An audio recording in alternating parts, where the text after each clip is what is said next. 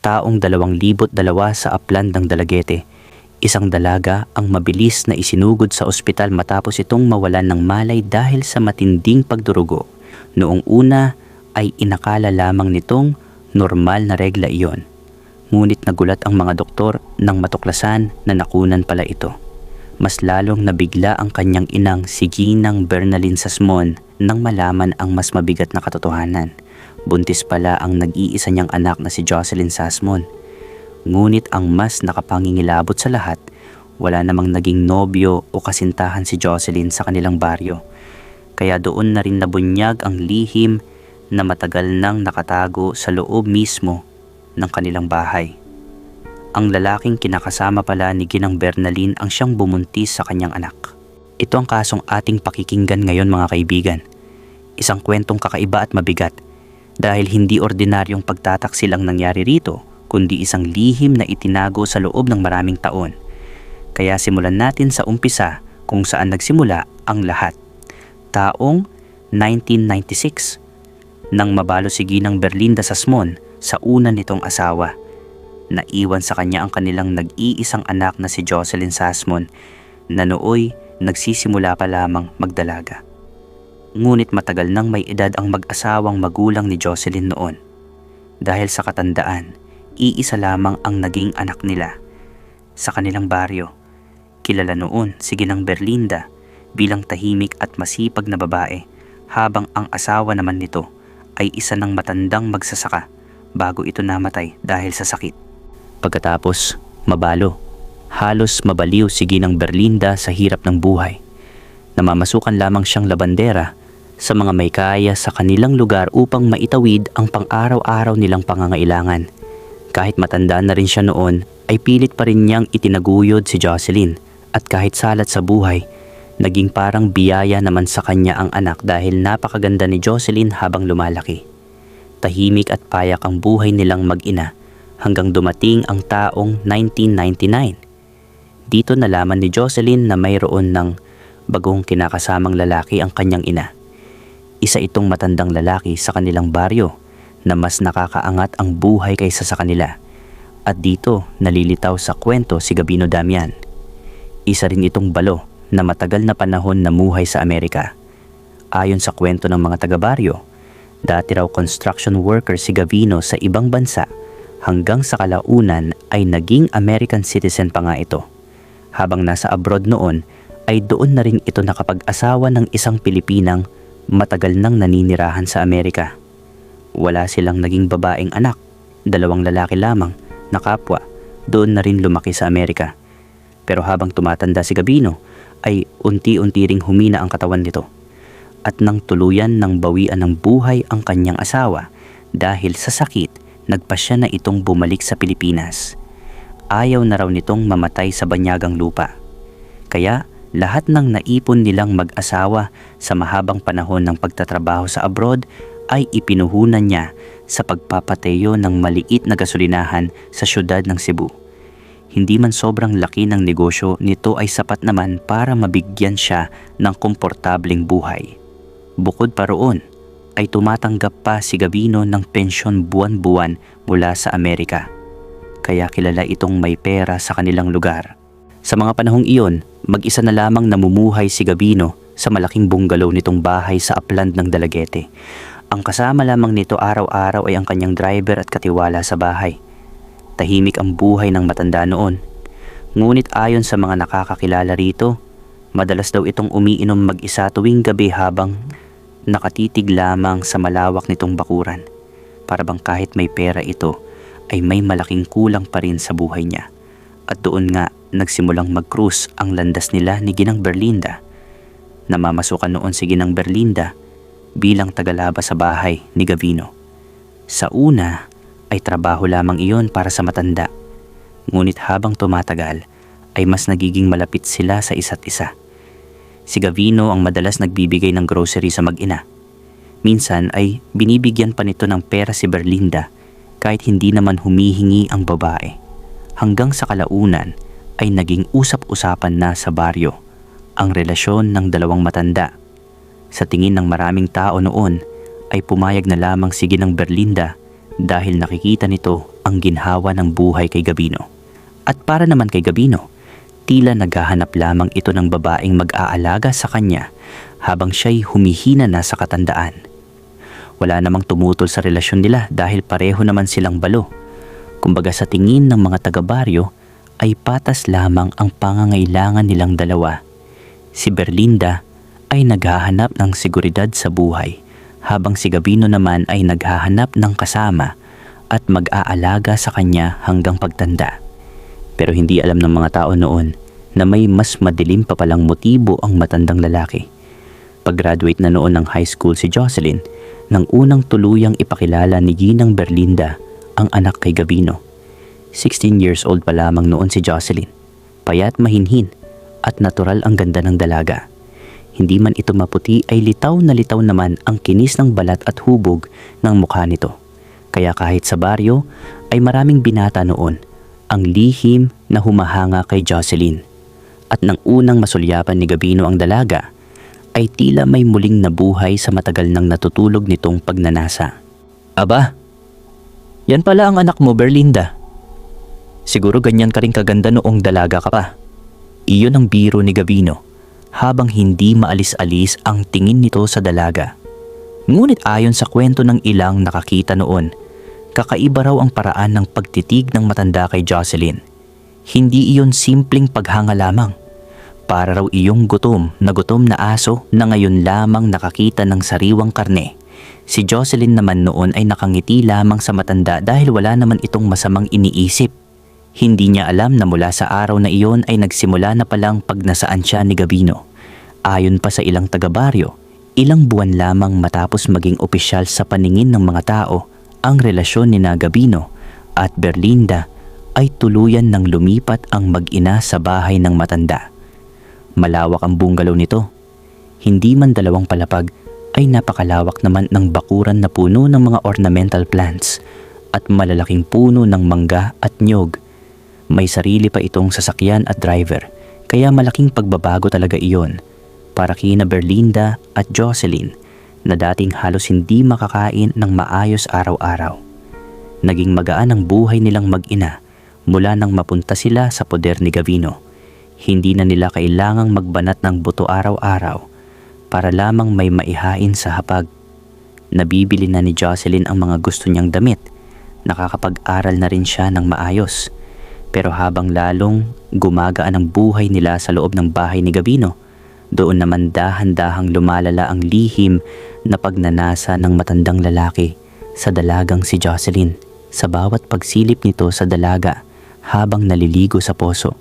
Sa bawat pagdaan ni Jocelyn sa sala, habang naka-shorts lamang, may unti-unting nabubuong kababalaghan sa isip ni Gabino Damian. Hanggang sa isang araw ayon mismo sa naging pahayag ng dalagang si Jocelyn habang nasa loob sila ng korte, doon niya unti-unting ibinunyag ang bangungot na ilang taon niyang itinago.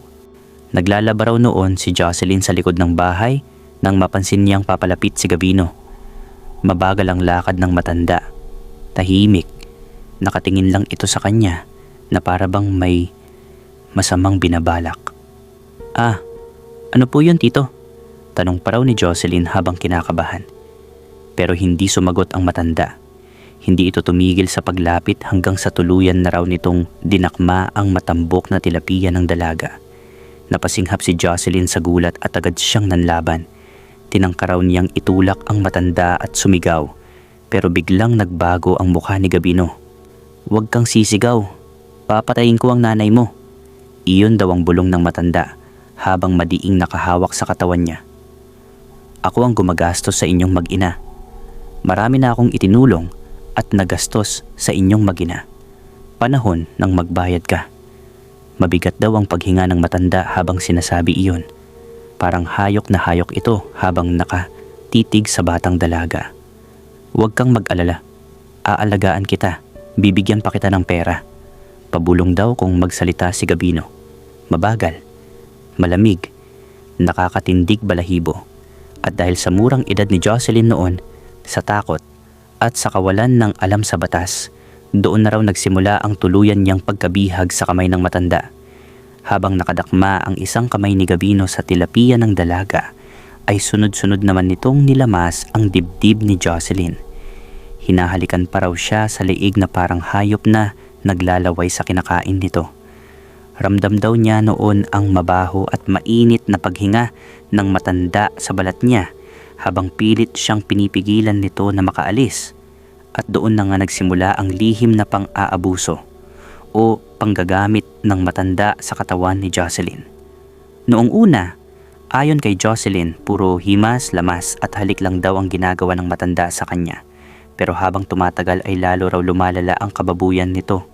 Dumating sa punto na kinakabayo na raw ni Gavino ang dalagang anak ng sarili nitong kinakasama.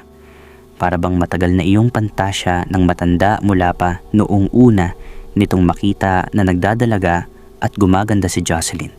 At ang pinakamasakit sa lahat, walang kamalay-malay si Ginang Berlinda habang ang ina ay abala sa pagtatrabaho at pagtitiwala sa matanda. Palihim namang binababoy ni Gavino ang kanyang anak sa loob mismo ng malaking bahay. Hanggang sa dumating ang panahon na papasok na sa kolehiyo si Jocelyn. At ayon mismo sa investigasyon, si Gavino pa raw ang unang nagsuggest na sa syudad ng Cebu na lamang mag-aral ang dalaga dahil mayroon din daw itong negosyo roon. Hayaan mo, ako na ang bahala sa pag-aaral ng anak mo, Berlinda. Iyon pa raw ang madalas sabihin ng matanda sa ina ng dalaga. At natural lamang na natuwa si Berlinda noon. Para sa kanya, mabait, mapagbigay, at parang hulog ng langit si Gavino. Akala niya noon ay sinuwerte silang mag-ina sa matanda. Pero lingid sa kaalaman niya, may nakatago palang kababuyan sa likod ng lahat ng kabaitan nito. Dahil ayon sa naging investigasyon, mayroon palang 3 palapag na building si Gavino sa likod mismo ng kanyang gasolinahan sa syudad. At doon niya pinatira si Jocelyn habang nag-aaral ito. Hindi pala iyon simpleng pagtulong. Isa pala iyong paraan para mailayo ang mag-ina sa isa't isa at tuluyang makontrol ng matanda ang buhay ng dalaga at mahawakan ang leeg ni Jocelyn. Doon sa building na iyon, mas lalo raw naging malaya si Gavino sa ginagawa niyang kamanyakan kay Jocelyn. Wala nang nakakakita, wala nang makakarinig, at walang ina na pwedeng magsagip sa anak niya. Habang iniisip ni Ginang Berlinda na tinutupad ng matanda ang pangarap ng kanyang anak na makapag-aral sa syudad, hindi niya alam na gabi-gabi palang unti-unting nilalamon ng kababuyan ni Gavino ang buhay ng mag-ina na lubos na nagtitiwala sa kanya. Halos 4 na taon na pang-aabuso o panghahalay ang ginawa ni Gavino sa magandang dalaga. Pero sa mga taong iyon, walang nakahalata sa mga taong nasa circle ng buhay niya o mga nakakilala kay Gavino sa kanilang baryo. Bakit kaya? Dahil sa totoo lang, parang santo ang imahe ni Gavino sa kanilang baryo. Tumutulong ito sa mga programa ng baryo sa pamamagitan ng pagsusponsor ng mga project tulad ng pagpapagawa ng waiting shed o di kaya naman ay pagpapaganda ng elementary school sa kanila. Nauutangan pa ito ng mga tao at hindi naniningil ng dagdag na bayad. Minsan pa nga ay madalas nitong sinasabi sa mga napapautangan niya, bayaran na lang kung may pera na sila. Ganoon ang naging diskarte ng matanda. Yung tipong alam niya kung paano mag-isip ang maliliit na tao sa paligid niya para hindi sila maghinala na may ginagawa itong kagaguhan sa buhay niya. At sa alam ng mga tao, ay napakabuti talaga nito dahil maski si Jocelyn ay pinapag-aral pa niya sa syudad. Pero mula naman noong nawala si Jocelyn sa malaking bahay at nasa building na nga ito sa likod mismo ng gasolinahan ng matanda, ay palagi namang umaalis ito papuntang syudad. At ang laging palusot niya sa live-in partner nitong si Berlinda ay may inaasikaso lang siya sa kanyang mga negosyo.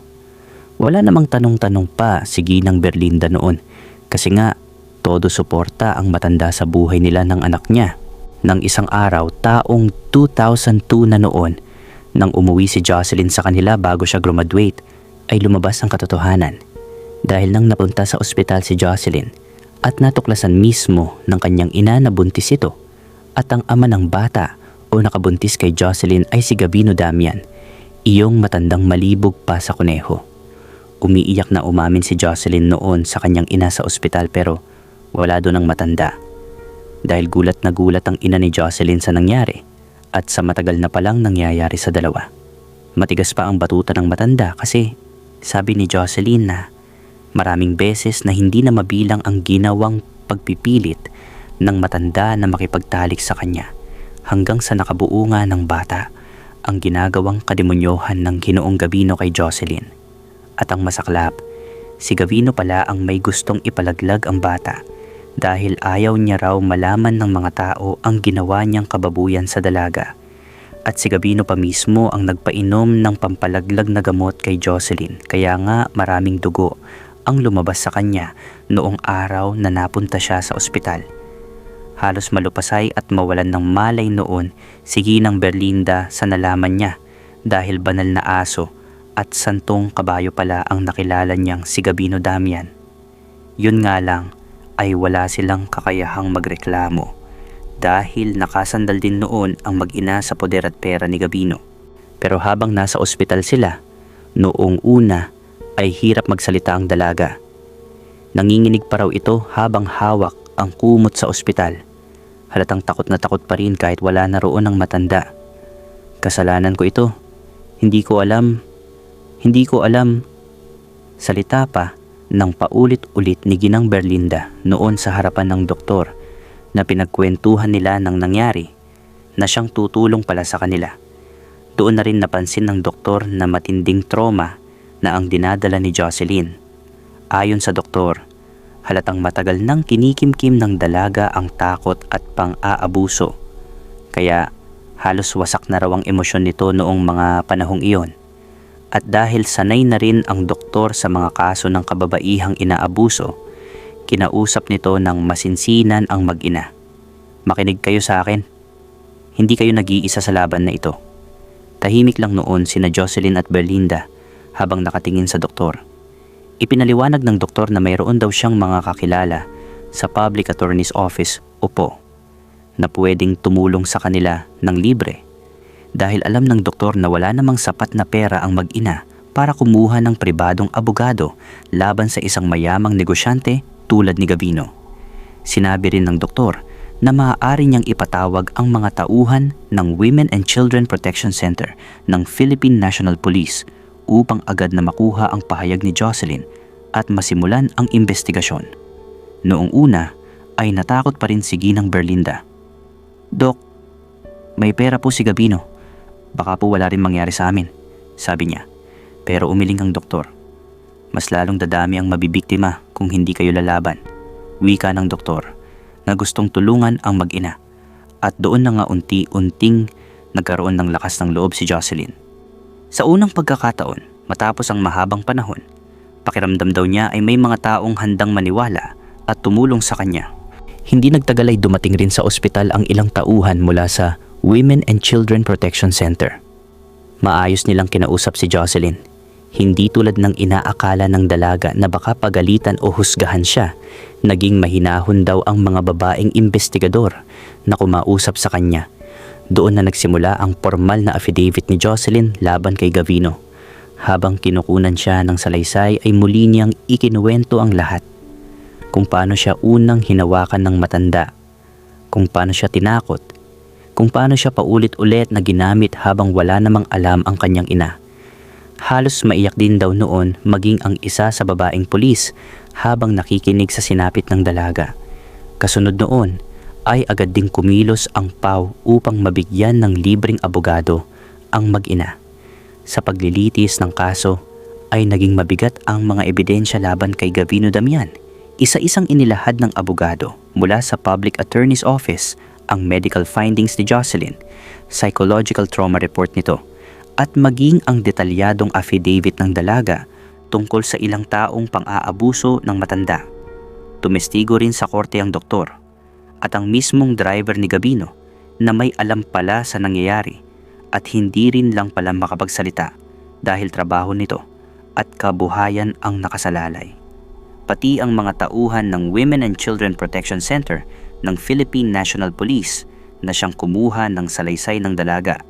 Sa depensa naman ni Gabino ay pilit nitong itinanggi ang lahat. Ngunit lalo lamang itong nabaon Matapos lumabas sa investigasyon na matagal palang kontrolado ng matanda ang tirahan at pag-aaral ni Jocelyn sa Cebu, habang menor de edad pa ito noong nagsimula ang pang-aabuso. Dahil dito ay napatunayang guilty si Gabino sa ilalim ng mga batas sa Pilipinas kaugnay ng panghahalay at paglabag sa proteksyon ng kababaihan. Hinatulan ito ng korte ng matagal na pagkakabilanggo hanggang sa nalalabi nitong buhay, at dahil na rin sa katandaan at lumalalang sakit ng matanda habang nakakulong. Hindi na nito kinaya pa ang mga sumunod na taon sa loob ng piitan hanggang sa tuluyan itong bawian ng buhay sa bilangguan. Pinapatunayan lang ng kwentong ito na may mga tao talagang may kademonyuhan sa katawan. Kaya piliin dapat natin ang mga taong pinapapasok natin sa ating buhay